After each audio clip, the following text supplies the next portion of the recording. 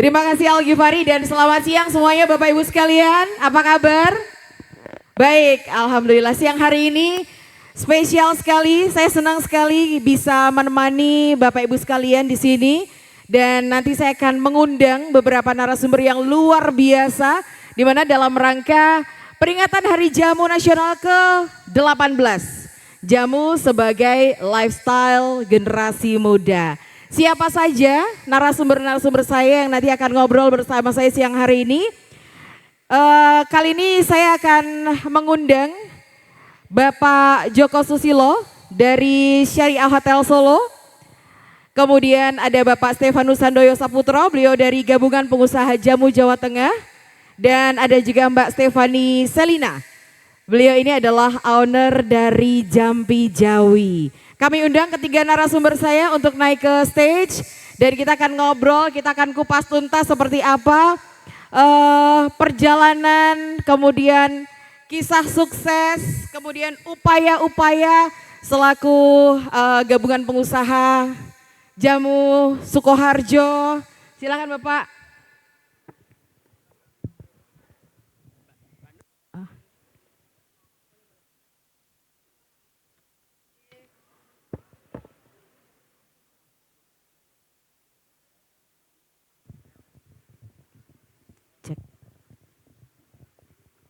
Oke, selamat siang Pak Joko, Mbak Selina juga, kemudian Pak Stefanus juga. Waduh ini semuanya fresh dan kayaknya memang spirit perjamuan ini luar biasa nih Pak ya.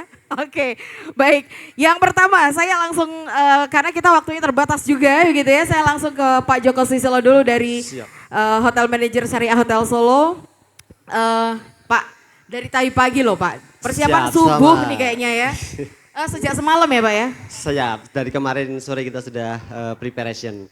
Sejak tadi pagi ngapain aja Pak? Kan tadi ada yoga, ada macam-macam nih Pak. Iya, tadi pagi itu ketika kita udah preparation untuk setup kegiatan yoga, kemudian kita pantau kegiatan yoga, lanjut dengan registrasi dari peserta lomba untuk mewarnai. Kita lanjut dengan kegiatan untuk lomba untuk fashion show. Yeah. Wah, dan sudah berjalan dengan lancar gitu ya Pak? Alhamdulillah segala sesuatunya berjalan dengan lancar, sesuai yang kita harapkan. Oke, kemudian yang berikutnya Mbak Selina, Jampi Jawi. Iya, selamat siang. Ini persiapan apa yang sudah disiapkan untuk mengikuti festival jamu hari ini? Yang pastinya kita juga bersiap-siap bangun pagi bersama Pak Joko di sini. Minum jamu apa hari ini? Saya sudah minum berbagai macam jamu hari ini. Tadi ada kunir asam, ada beras kencur, terus tadi kunir asamnya ada 2 macam. Jadi senang sekali bisa mengicipi banyak sekali macam jamu di sini. Nah ini kalau saya ke Pak Stefanus ini sehat bugar gitu ya Pak ya. Hari ini sudah minum jamu apa aja nih Pak? Macam-macam juga, sampai kenyang, jadi kenyang air ya. Kenyang air. Iya, ada kunir asem, ada beras kencur, wah jahe ya. Oke. Nah kita ke Pak Joko lagi. Pak ini kan pertama kalinya di Syariah Al-In Hotel jadi tuan rumah nih Pak untuk event Festival Jamu Nusantara gitu ya. Betul. Rasanya gimana Pak? Untuk respon manajemen sendiri ya? Iya, excited sekali bahwasannya baru kali ini kegiatan untuk memperingati Hari Jamu Nasional ini diselenggarakan di luar gedung Pemda yang selama ini ada di Menara Wijaya. Kita mencoba untuk memberikan masukan bagaimana kalau kegiatan peringatan Hari Jamu Nasional ini kita selenggarakan di outdoor. Kami mengajukan masukan agar untuk diselenggarakan di Syariah, betul demikian. Terus kalau dari Syariah sendiri kan berarti kan bisa dibilang ini komitmen juga gitu Pak ya. Untuk mengembangkan mungkin wellness tourism yang memang sudah digadang-gadang secara nasional juga salah satunya. Upaya apa nih Pak dari hotel sendiri untuk bukan cuma mengadakan event ini tetapi juga kesinambungan untuk sehari-harinya di hotel, apakah juga akan ada setiap hari ada jamu gendongnya atau apa gitu? Ya, pastinya itu akan kami laksanakan. Kami sudah berkoordinasi dengan dari pihak Jamu, GP Jamu, kedepannya kita akan mengadakan satu counter khusus itu untuk jamu gendongnya. Jadi nanti counternya ada di depan restoran, kita akan siapkan. Juga kita berkoordinasi kerjasama dengan pihak jamu Gujati yang rencananya kami mempunyai satu tempat khusus ya. Satu tempat khusus itu semacam drugstore begitu yang nantinya akan kita kerjasamakan untuk jamu. Ya, di situ kita berkomitmen untuk selalu memberikan kesempatan bekerja sama. Kita perhatikan juga dari pihak UMKM-nya jamu agar masuk ke hotel sehingga jamu ini akan dikenal oleh tamu-tamu yang hadir di Syariah Solo Hotel ini dan membawa oleh-oleh pulang itu berupa jamu.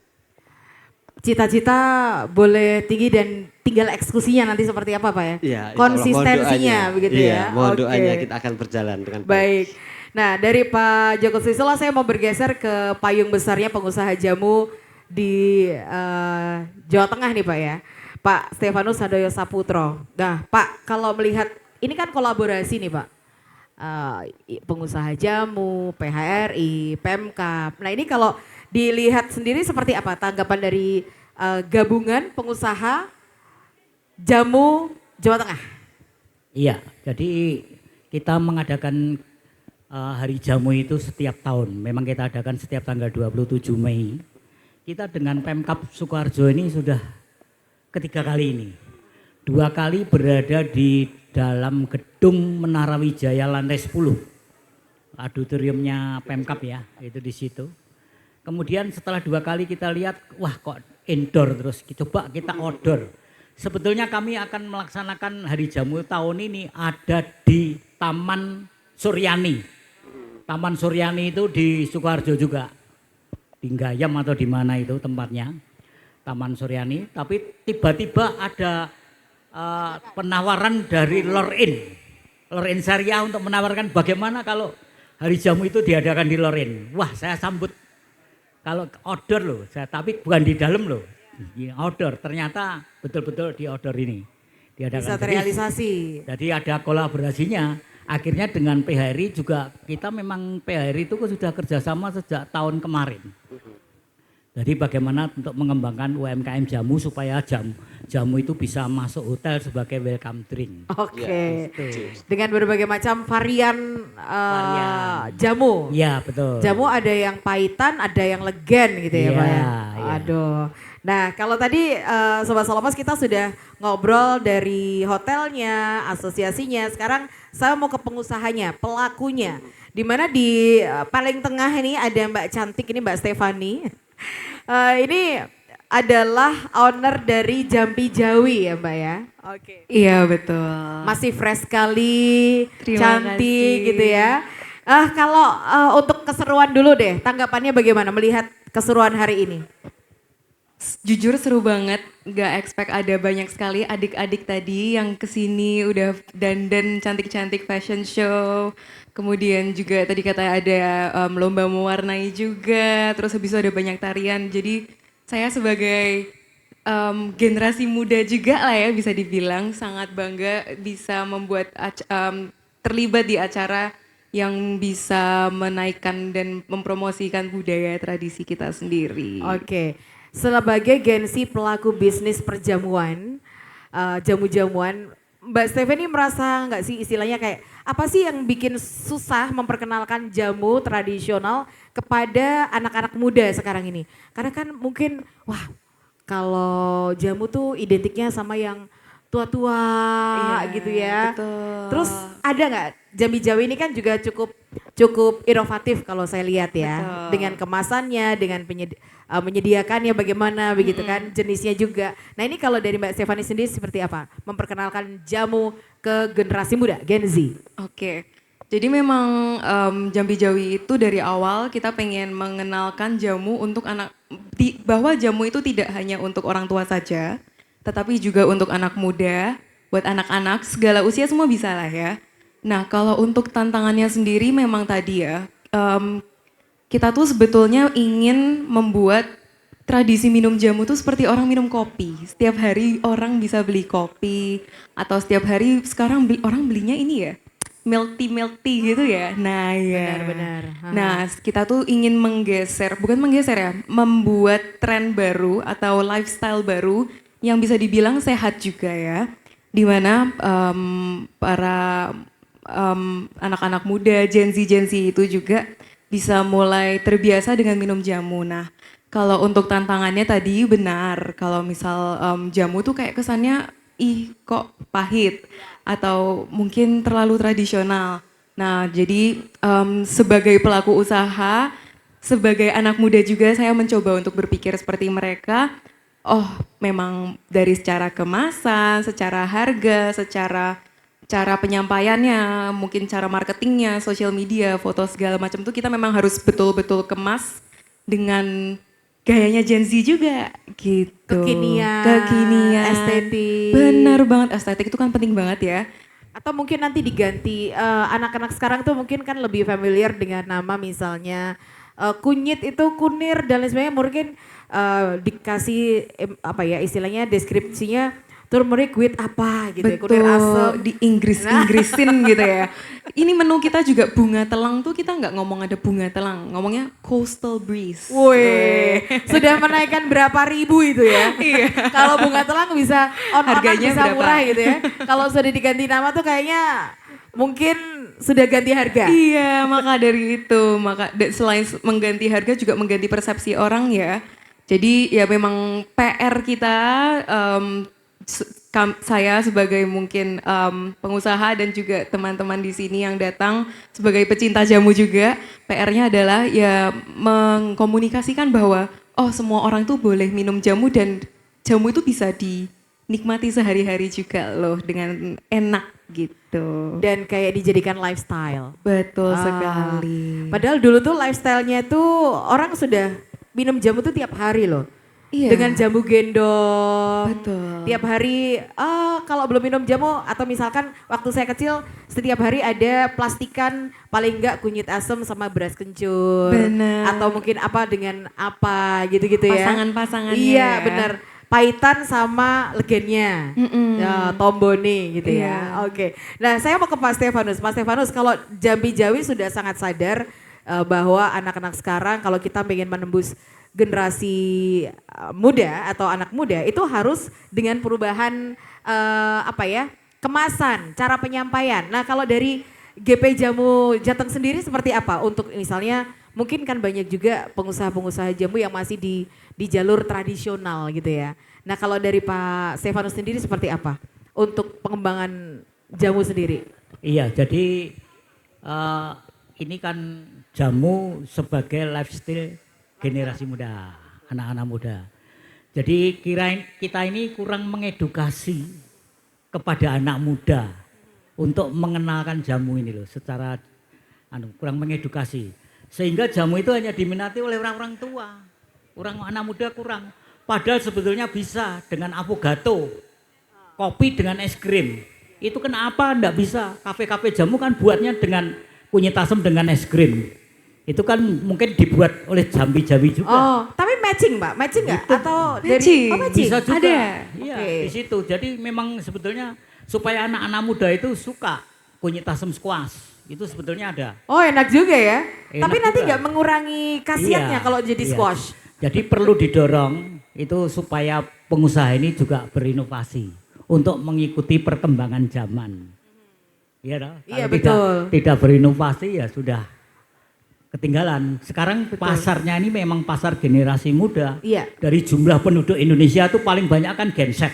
Iya betul betul. Berapa betul. persennya itu di situ menguasai. Nah, kalau kita tidak merangkul yang itu, bagaimana jamu bisa masuk Iya. ke situ? Tapi paling berat kalau menurut Pak Stefanus sebagai pengusaha dan juga koordinator lah ya dari pengusaha-pengusaha jamu di Jawa Tengah. Ini tantangan yang paling realistis, yang paling susah untuk ditaklukkan itu apa Pak sekarang ini? Ya, maka kita programnya terus supaya mengenalkan ini melalui jamu go to school. Jamu ke sekolah-sekolah ya. Jamu go to school itu kalau kita pas hari ulang tahun Provinsi Jateng itu diadakan setiap Agustus, kita ada festival jamu juga di setiap tahunnya. Itu kita juga datang, misalnya ada di kemarin di Salatiga. Kita kenalkan dengan kampus UIN Salatiga. Kemudian juga dengan sekolah-sekolah yang ada di sekitar Salatiga. Itu untuk mengenalkan jamu. Jamu itu enggak pahit, jamu itu manis loh.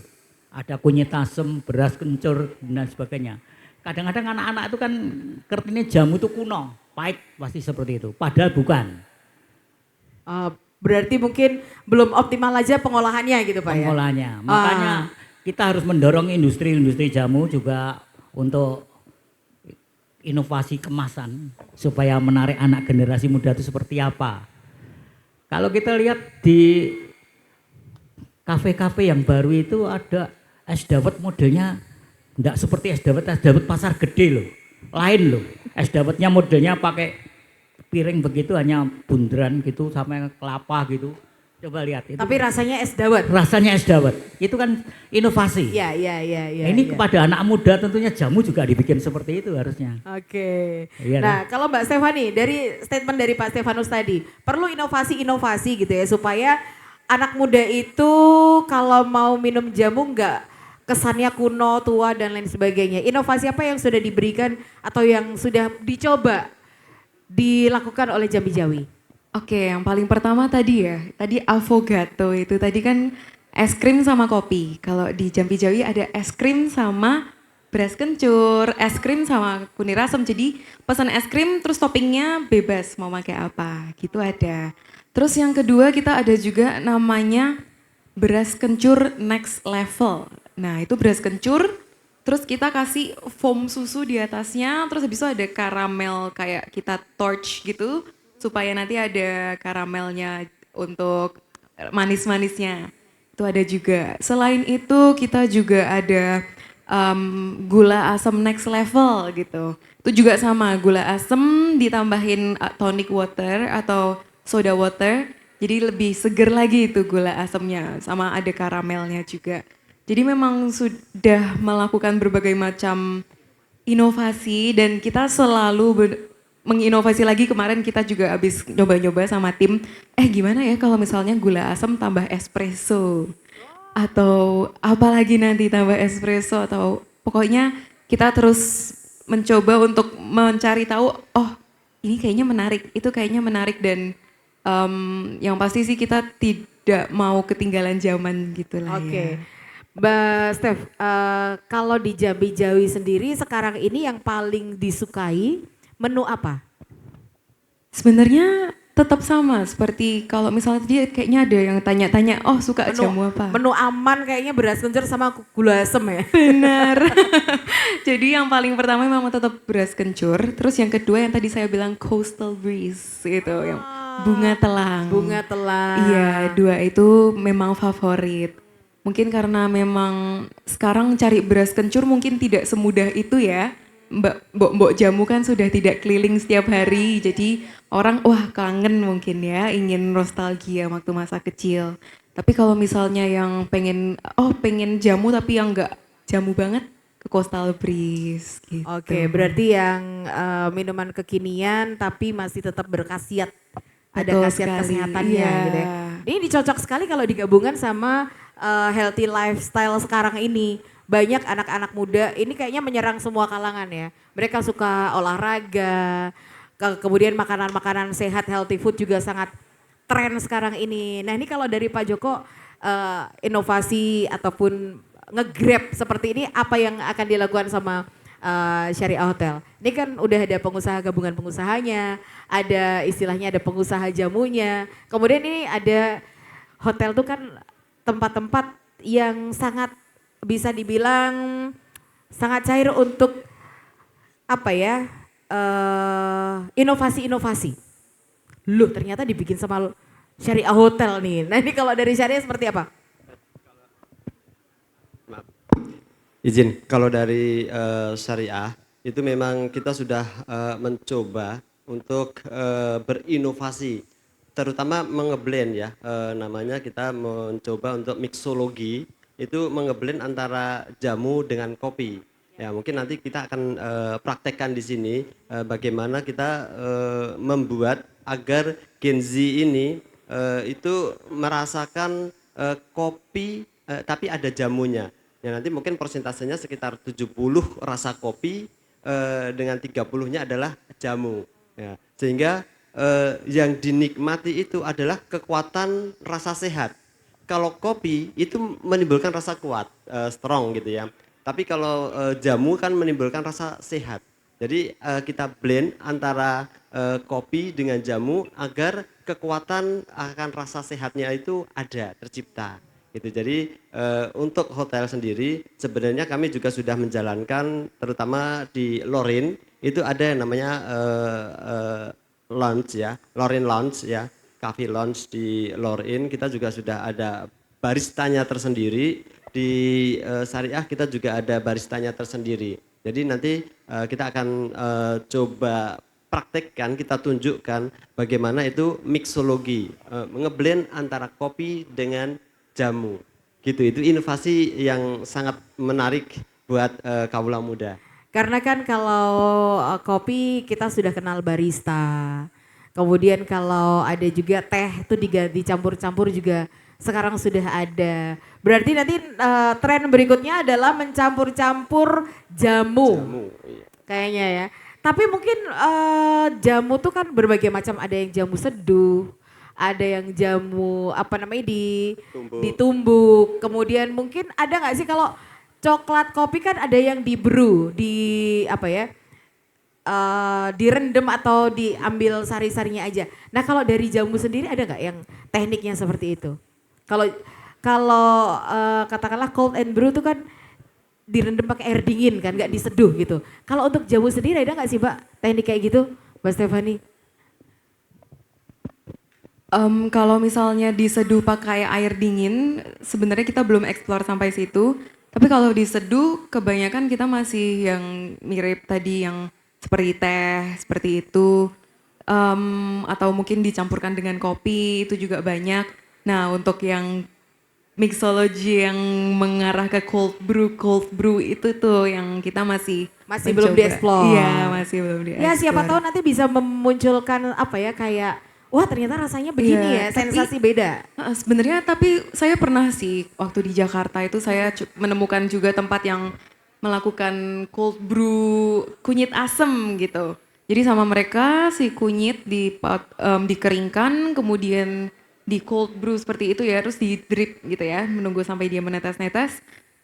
Lucu sih, rasanya seperti kopi yang light, tapi kunir asemnya itu kayak masih kenceng juga gitu. Siapa Iya. tahu itu bisa memberikan apa namanya, bisa memberikan sensasi berbeda gitu ya. Iya, jadi kalau ada yang mau jamu tapi yang light-light gitu bisa mengarah ke situ. Iya. Nah ini kan PR-nya memang bagaimana membiasakan Gen Z ini untuk mengkonsumsi jamu seperti mereka minum air putih, bisa seperti mereka minum kopi dan minuman-minuman yang lain gitu. Nah kalau menurut Pak Stefanus sendiri, himbauan kepada pengusaha-pengusaha jamu ini seperti apa supaya mereka bisa nge-grab Gen Z gitu Pak? Jadi memang kita kepada UMKM terutama itu supaya juga berinovasi, bukan hanya industri besar. Industri besar itu sudah bisa bikin kafe-kafe sendiri. Kafe jamu itu kan punya Sido Muncul juga punya. Kalau di hotel tentremnya Sido Muncul ada kafenya jamu. Dia sudah bisa bikin es krim jamu juga sendiri. Jamu kunir asem, es krim kunir asem itu seperti itu juga ada. Itu tapi dengan UMKM ini kita perlu dorongan untuk inovasi produknya. Kita mendorong dan dukungan tentunya bukan hanya dukungan itu saja, tentunya dukungan regulasi dan sebagainya itu kita dukung semua. Atau mungkin akan ada workshop membuat jamu dengan cara yang modern itu kayaknya oke juga ya. Siapa tahu ada pengusaha-pengusaha jamu yang punya inovasi-inovasi tertentu, Mbak Stefani. Iya betul sih, tapi sebetulnya kalau secara produk menurut saya jamu itu sendiri itu kan sudah dipikirkan dari lama ya. Jadi sebetulnya perubahan yang dilakukan tuh tidak melulu harus berubah semuanya. Yang harus diingat tuh mungkin kita lebih ke jump into the trend. Kan sekarang seperti yang tadi sudah disebutkan, oh orang-orang suka lari, suka sepedaan, Betul. pilates, padel segala macam. Nah, kita tinggal perlu tap into the market gitu. Iya. Betul. Jadi sebisa mungkin menggabungkan kayak selain olahraga ada juga loh jamu gitu. Jadi selalu kita hubung-hubungkan gitu. Selain minuman-minuman energi yang langsung instan, ada juga jamu-jamu yang siap langsung dinikmati Iya, gitu ya. Betul. Jadi tidak Oke. harus selalu bikin yang baru tapi bisa juga yang tradisional itu tadi kita ingatkan kembali. Oke. Sedikit Mbak Stefani, ada nggak istilahnya tips atau strategi dari Jawi-Jawi bertahan sampai sekarang? Tipsnya adalah kalau misalnya lagi sepi, kita atau mungkin namanya juga restoran ada up and down-nya ya. Kalau lagi low season, kita harus kreatif sih. Kreatif tuh mungkin kalau misalnya sebagai pengusaha tidak bisa menunggu bola terus. Kita harus menjemput bola juga gitu kan ya. Kita harus banyak penawaran, kita harus kreatif mungkin cari-cari influencer atau mungkin lihat apa yang lagi trending gitu. Nah itu semua dengan bantuan tim saya juga ini yang ada di sini juga. Sangat bersyukurnya Jambi Jawi sampai sekarang masih bisa bertahan dan terus berkembang dari situ. Dan yang pasti sih mencari tahu apa yang disukai oleh customer. Jadi kalau udah tahu apa yang disukai, terus menjaga kualitas dan servis, nah itu sih semua kombinasi itu semuanya harus jalan, nggak bisa salah satu doang. Oke, terima kasih Mbak Stefani. Saya ke Pak Joko. Pak Joko sebagai statement closing nih, sebelum nanti Pak Stefanus juga saya minta closing statementnya. Kalau Pak Joko Susilo untuk hotel sendiri ada nggak himbauan untuk kawan-kawan yang ada di PHRI ataupun untuk hotel-hotel lain? Bukan cuma yang ada di Sukoharjo tapi kayaknya Solo Raya deh. Karena jamu ini kan kayak asli dari Solo Raya gitu. Jawa Tengah bahkan ya, Indonesia bahkan kekayaan rempah ini. Ada nggak saran ataupun ajakan? Baik, kami selain di Sukoharjo itu juga tergabung dalam PHRI Solo Raya. Jadi kami menghimbau kepada teman-teman hotelier se-Solo Raya. Solo Raya itu termasuk Sukoharjo, Boyolali, Karanganyar itu untuk mempersiapkan welcome drink itu dengan jamu. Seperti yang kami lakukan kalau welcome drink kita di Lor'in, Syariah gitu, biasanya tamu datang itu kita siapkan beras kencur, itu yang sudah lazim ya. Itu, jadi saya menghimbau mengajak kepada hotelier, rekan-rekan pengusaha hotel juga operasional hotel untuk memberikan layanan welcome drink itu berupa jamu. Begitu Mbak, terima kasih. Oke, terima kasih Pak Joko. Dan kemudian Pak Stefanus untuk gabungan pengusaha jamu Jawa Tengah, ini himbauan apakah harus sering-sering ikut event kah atau apa nih untuk supaya jamu tetap dikenal oleh anak-anak muda, Gen Z, tidak hanya stereotip ke orang-orang tua saja. Bahkan jamu bukan hanya untuk ngobatin tapi juga menjaga stamina. Ya, jadi jamu ini memang industri jamu di Jawa Tengah memang jumlahnya kan cukup besar. Jadi kalau di seluruh Indonesia tuh paling banyak industri itu ada di Jawa Tengah. Namanya sekarang industri obat bahan alam, bukan industri obat tradisional. Sekarang sudah berganti di Undang-Undang Kesehatan itu industri obat bahan alam. Di Jawa Tengah ini ada 17 yang industri obat bahan alam itu, termasuk Konimek, Jamu Jago, Sido Muncul, Deltomed Wonogiri, Air Mancur dan sebagainya itu. Itu jumlahnya 17 di Jawa Tengah. Kemudian kalau untuk yang usaha kecil obat bahan alam itu jumlahnya 142. 142. Itu tersebar di seluruh Jawa Tengah. Jawa Tengah. Kemudian yang mikro itu 270 itu yang terdaftar di Badan POM. Padahal kayaknya banyak sekali yang belum Iya. terdaftar ya Pak. banyak yang belum terdaftar Iya, juga. iya. Misalnya memang itu tempatnya Sapa itu juga belum hanya PIRT ya. Harusnya kan harus TR supaya bisa lebih go. Maka kita mendukung UMKM ini supaya naik kelas. Naik kelas bagaimana? Supaya mutu, khasiat, dan keamanan dari jamu itu tetap bisa diyakini oleh konsumen. Dan kalau kita lihat Indonesia ini memang kaya biodiversitas tentang tumbuh-tumbuhan. Tetapi kita tidak bisa mengandalkan itu saja, kita tetap bukan hanya mengandalkan warisan budaya dan sebagainya, tapi kita harus menjadi pusat herbal dunia. Indonesia termasuk loh. Pusat herbal dunia itu Indonesia. Karena tanamannya cukup banyak dan berapa yang dipakai untuk jamu itu 9.800-an tanaman obat di situ.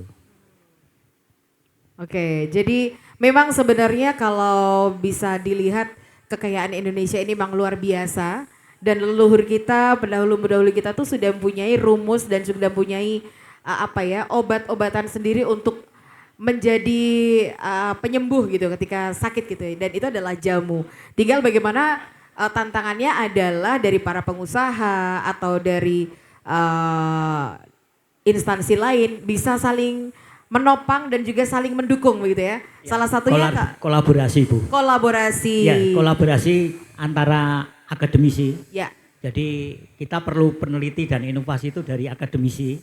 Kemudian dari pelaku usaha kita perlu untuk hilirisasi. Hilirisasinya bagaimana untuk pengembangan jamu. Kemudian dari pemerintah bagaimana regulasinya. Kadang-kadang kan wah aku mau ngurus izinnya aja susah, kadang-kadang seperti itu. Nah itu bagaimana? Maka kolaborasi antara ABC tadi ya, ABG. Aha. Tapi memang sepertinya memang kalau kolaborasi itu untuk semuanya semakin banyak pihak semakin bagus ya Pak ya. Bagus. Akademisi, kemudian mungkin dari para pengusahanya, kemudian para pecinta lifestyle juga Betul, gitu ya. betul. Komunitas. Karena siapa tahu nanti di event lari bukan cuma air putih atau air apa ya istilahnya minuman energi aja, tetapi nanti suatu ketika oh ada jamunya gitu ya. Itu adalah sesuatu yang luar biasa ya. Sebetulnya kita akan mengadakan jamuran, bukan jamuran ya, bukan jamuran yang seperti itu. Ya. Jamurun gitu ya. Jamurun, nah, kalau bahasa anunya jamurun ya, jamuran gitu. Sebetulnya kita akan melaksanakan kemarin dipusatkan di Mangkunegaran. Kita rencana, tapi itu ternyata terbentur macam-macam teknis akhirnya kok belum jadi. Mungkin tahun depan nanti. Semoga saja. Kalau kerjasama tapi nanti yang dibagi jangan Wortowali ya Pak. Iya, nanti tidak kepahitan ya. Oke, baik. Terima kasih Pak Stefanus, Mbak Stefani, dan juga Pak Joko. Dan Sobat Solopos memang luar biasa sekali meskipun singkat. Obrolan saya kali ini memang benar-benar bisa menyadarkan kepada kita bahwa tantangan kita sebagai generasi sekarang yang hidup di masa kini itu adalah bagaimana kita bisa mengembangkan kekayaan alam yang kita sudah punya, warisan leluhur supaya tetap bisa lestari, salah satunya jamu. Jadi kalau Sobat Solopos kayaknya bisa explore juga dengan berbagai macam empon-empon yang kita punya gitu ya. Ternyata dari empon-empon yang mungkin baunya ada yang langu, menyengat dan lain sebagainya, kalau sudah diolah, diracik ternyata bisa berkhasiat menyehatkan dan juga hemat juga gitu ya. Jadi enak juga. Oke. Sekali lagi terima kasih Pak Stefanus, Mbak Stefani dan juga Pak Joko. Tepuk tangan yang meriah untuk semuanya. Dan untuk yang ingin bertanya, boleh silakan langsung saja. Oh, Ibu, boleh. Oke, boleh. Mikrofon. Saya mau Ibu baju hijau, Bapak satu yang pakai udeng. Kemudian Ibu yang ada di depan satu. Oke, silakan Ibu yang pakai baju hijau, Tosca ya. Nama dari mana Ibu? 3, yang satu di depan Ibu. Yang satunya Ibu. Ya, oke. Terima kasih. Perkenalkan, nama saya Forest. Saya salah satu pecinta jamu dan empon-empon. Ya. Sampai saat ini pun kita masih menggunakan, karena beberapa hari yang lalu saya baru cacat batuk. Obatnya cuma 1, kencur. Ya, jadi saya masih percaya itu dan apa nggih? Saya dulu pernah sakit, ini cuma cerita dulu. Dulu pernah sakit, napas, tapi akhirnya sembuhnya sama pis kucing ya, kumis kucing. Itu dengan kunir. Nah, yang ingin saya tanyakan dari Mbak Stefani tadi ya, masalah inovasi untuk menaikkan pamor jamu dengan mix, membuat sebuah mix.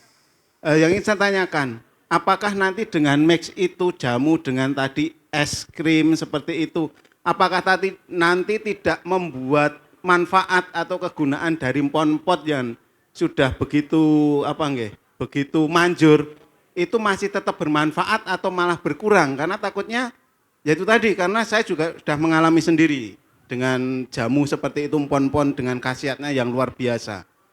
Oke, ya mungkin cuma itu yang ingin saya tanyakan. Terima kasih. Terima kasih Pak Faris. Pertanyaan berikutnya. Baik, terima kasih. Assalamualaikum warahmatullahi wabarakatuh. Shalom, Om Swastiastu, Namo Buddhaya, Salam Kebajikan, Rahayu. Mohon izin Bapak Ibu, kami dari Forum Komunikasi Desa Wisata Kabupaten Sukoharjo. Ya, bicara tentang jamu, bicara tentang wellness tourism, tadi sempat disampaikan bahwa kita akan memperkenalkan jamu sejak usia dini. Tapi di Sukoharjo belum ada museum jamu, belum ada semacam tatanan tanaman yang memang itu dari jamu. Apakah bisa? Mungkin nanti dari PHRI, dari semua pengusaha jamu, bahkan dari dinas terkait, karena salah satu produk unggulan Kabupaten Sukoharjo adalah jamu. Dan tahun 2024 Desa Nguter, Kecamatan Muter itu menjadi desa budaya dengan kearifan lokal jamunya. Jadi saya harap nanti dari pengusaha jamu, dari PHRI dan bahkan dinas terkait bisa sama-sama berkolaborasi untuk kegiatan wisata yang katanya jamu adalah produk unggulan Kabupaten Sukoharjo. Kami berharap dari desa wisata ada tempat untuk wisata edukasi.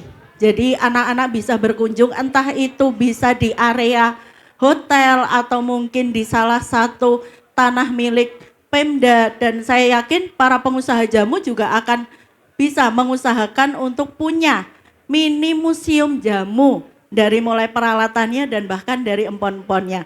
Mungkin itu dari saya Ibu, terima kasih. Assalamualaikum warahmatullahi wabarakatuh. Waalaikumsalam warahmatullahi wabarakatuh. Pertanyaannya bagus. Yang terakhir Ibu baju, Mbak yang di belakang dulu ya, oke. Baik, terima kasih atas kesempatannya. Assalamualaikum warahmatullahi wabarakatuh. Perkenalkan, nama saya Vivi Andriani. Di sini saya memang tertarik dengan jamu dan pernah bekerja di industri jamu juga.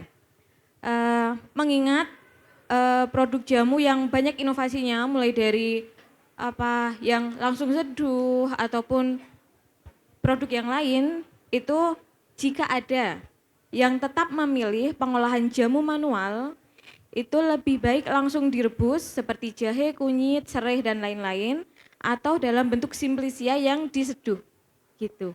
Terima kasih, mungkin itu dari saya. Wassalamualaikum warahmatullahi wabarakatuh. Baik, terima kasih Mbak Vivi. Berikutnya Ibu yang ada di depan. Terakhir nih. Assalamualaikum warahmatullahi wabarakatuh. Waalaikumsalam Nama warahmatullahi saya wabarakatuh. Ibu Murtijo dari Ketua Kojai Sukoharjo. Yang ingin saya tanyakan ke Mbak Stefani, ya, mohon maaf karena sudah ketemu tahun ini. Saya mau tanya, apakah usaha jamunya dari turun temurun maupun barusan Mbak Stefani. Kemudian yang kedua, mengapa Mbak Stefani sudah membuat Jampi Jawa kok belum tergabung dalam GP Jamu? Alangkah baiknya itu harus bergabung dengan GP Jamu. Jadi nanti ada kesulitan seperti apa itu bisa ketemu sama Pak Steve dan saya. Saya kira itu pertanyaan kami. Terima kasih. Assalamualaikum warahmatullahi wabarakatuh. Oke, terima kasih Ibu Murtijo ya Bu ya. Ya. Oke, kita ke pertanyaan yang pertama dulu tadi dari Pak Faris. Inovasi dari jamu tadi ini lebih ke Mbak Stefani ya. Itu kalau menggabungkan, mencampurkan jamu dengan ingredient yang lain, misalkan es krim atau mungkin dicampur dengan makanan-makanan fancy ataupun minuman fancy yang lain, apakah itu tidak akan mengurangi khasiat ya Pak ya? Oke, gimana Mbak? Baik, terima kasih Pak. Pertanyaannya sangat bagus sekali. Itu pasti banyak yang penasaran ya jawabannya apa. Jadi kalau jawaban saya sebenarnya ada dua sisi. Satu, sebetulnya kalau dibilang apakah khasiatnya berkurang atau tidak, itu tuh bisa dibilang bukan khasiatnya berkurang. Cuman misalnya nih ya, kalau misal kita bikin minuman beras kencur atau misalnya tadi brotowali dicampur sesuatu. Nah, dibandingkan dengan minum brotowali sendiri, kalau misalnya minum brotowali sendiri mungkin 100 mili semuanya brotowali. Tapi kalau misalnya minum yang campuran tadi, yang inovasi, mungkin brotowalinya jadi hanya 50 mili gitu. Jadi kalau dibilang khasiatnya berkurang, mungkin bukan khasiatnya berkurang, tapi karena memang secara volume atau jumlahnya itu juga berkurang gitu ya. Dosisnya jadi menurun, betul. Jadi tetap ada khasiatnya, cuman untuk efektivitasnya mungkin tidak seefektif kalau misalnya diminum secara pure. Pertama itu. Nah kalau untuk point of view kedua, itu sebenarnya yang kita lakukan di sini adalah mengenalkan budaya Pak. Jadi kita ingin mengenalkan budaya ke anak-anak, jambi-jambi juga ada ya, yang tadi mungkin ada hubungannya sedikit ya untuk yang generasi muda tadi. Mengenalkan ke anak-anak, ke Gen Z bahwa oh jamu itu tuh ada berbagai macam. Kalau kamu sakit A, kamu bisa minum X. Kalau kamu sakit B, kamu bisa minum Y. Nah dikenalkan dulu, oh jamu itu tuh bukan sesuatu yang kayak anti nggak enak gitu. Dan jadi dari mengenalkan budaya, sudah kenal nanti kayak tak kenal maka tak sayang ya. Jadi sudah kenal, oh sudah paham, dari paham terus nanti lama-lama jadi konsumsi rutin yang tadi mungkin Bapak bilang bisa menjadi minum yang lebih pure-purenya itu tadi. Jadi semua ini tuh memang berupa apa ya, proses yang panjang gitu untuk pengenalan jamu. Pokoknya kenalin jamu dulu supaya familiar gitu ya. Betul. Oke, baik. Begitu Pak Faris ya. Kemudian tadi dari forum jamu ya, forum wisata, desa wisata. Belum ada museum jamu nih Pak. Sementara Sukoharjo sendiri itu memang kota jamu. Kota jamu. Nah ini ada nggak? Ini mungkin ke Pak Joko dan juga Pak Stefanus. Ya, kalau museum jamu itu memang tidak ada di Jawa Tengah ya. Belum Pak. Tadinya ada. Oh gitu. Nyonya Menir itu punya Museum. museum jamu di Karangjati. Sekarang sudah tutup karena pabriknya bangkrut, kelamaan berdiri. Berdiri sejak Capek, kapan? Capek dia, capek, akhirnya bangkrut. Itu di situ. Itu kelamaan berdiri, jadi itu. Museum jamu itu kita akan bangun di Sidomuncul, tapi mungkin tahun depan mungkin akan dibangun di Ungaran juga. Itu museum jamu yang besar. Dan GP Jamu akan membuat museum jamu secara ini, online ya. Apa namanya apa itu? Museum jamu virtual. Museum jamu virtual kita akan buat. Itu bisa nanti dipakai untuk desa wisata.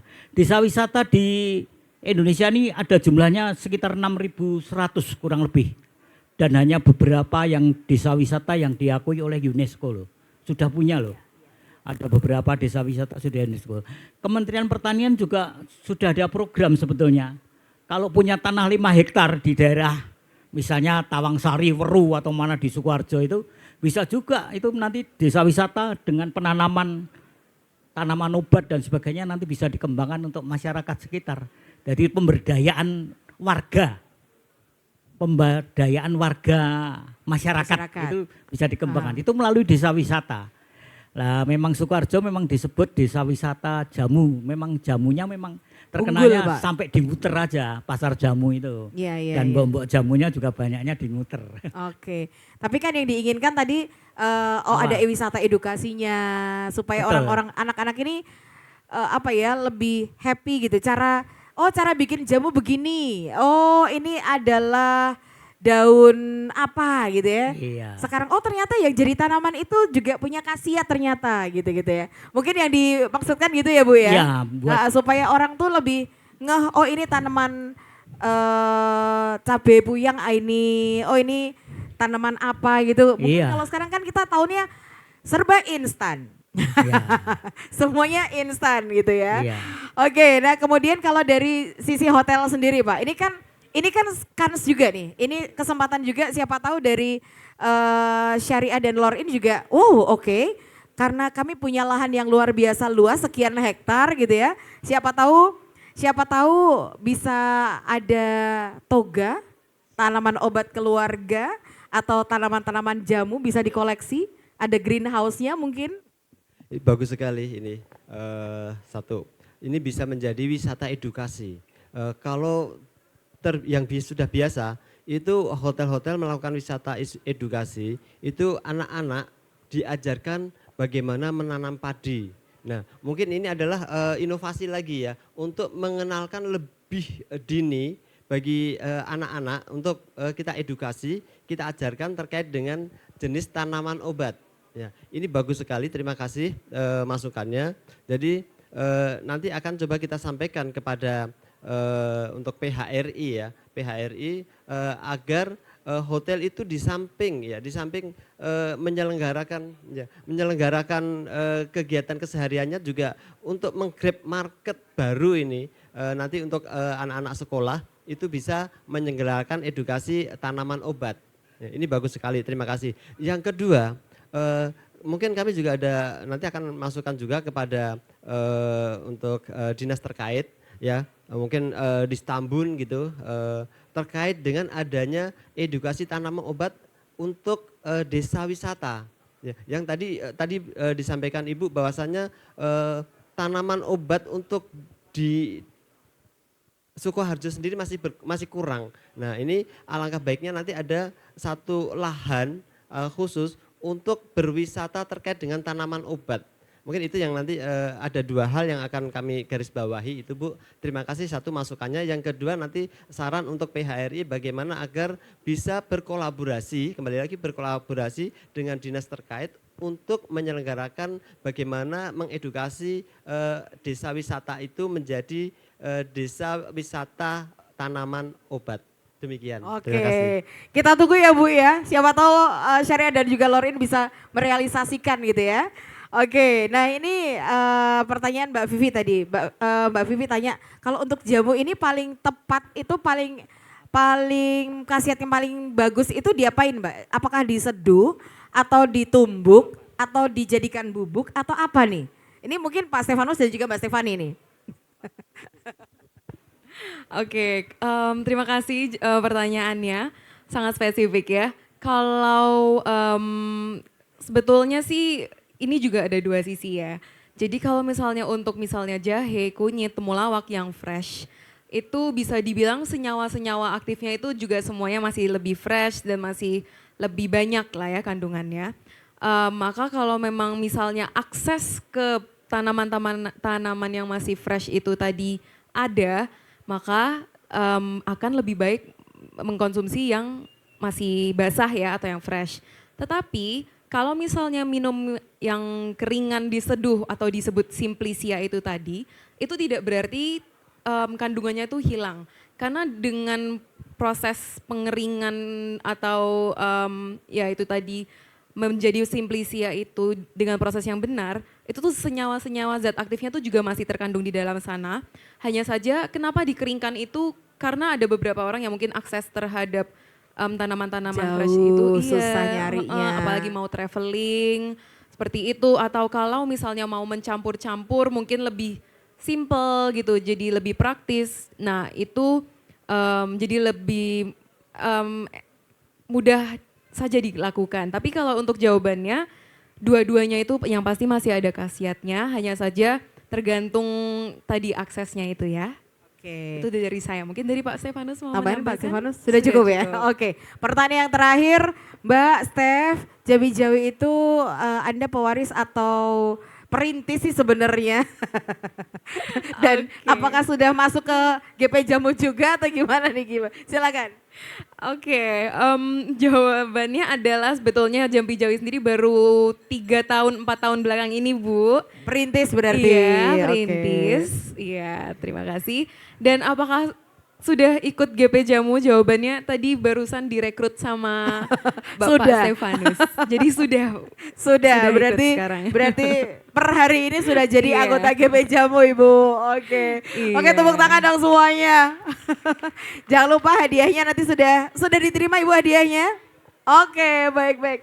Yang jelas kita masih berharap, kita optimis bahwa jamu ini masih akan available sampai ke depan gitu ya, masih tetap lestari selama kita sebagai generasi muda mau dan juga berkenan untuk mengembangkan gitu ya. Betul. Dan kita berharap bahwa mungkin sekian tahun yang akan datang jamu juga masih bisa dinikmati oleh banyak orang gitu ya. Harus. Oke, Sobat Solopos terima kasih sekali dan juga untuk hadirin yang ada di sini semuanya. Terima kasih sekali untuk waktunya. Untuk pertanyaannya nanti bisa langsung. Oke, langsung dari Syariah Hotel, saya Nur Atma undur diri. Selamat sore, sampai jumpa.